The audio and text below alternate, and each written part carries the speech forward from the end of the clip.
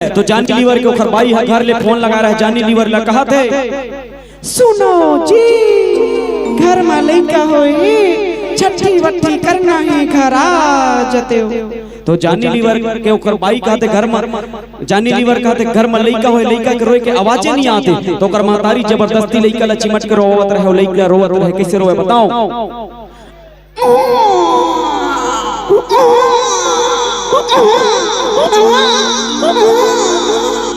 जानी लीवर ला फिक्स हो के घर में लइका होए। जानी लीवर छुट्टी मांगेला अमरीशपुरी में चल दी। अमरीशपुरी में जाके जानी लीवर का कहते, रे बाबा मेरे छोटे छोटे बच्चे रे बाबा, मेरे छोटे छोटे बच्चे रे बाबा, मेरे बच्चे भूख रे बाबा, अब्बा डब्बा जब्बा रे बाबू, मेरे छोटे छोटे बच्चे रे बाबा।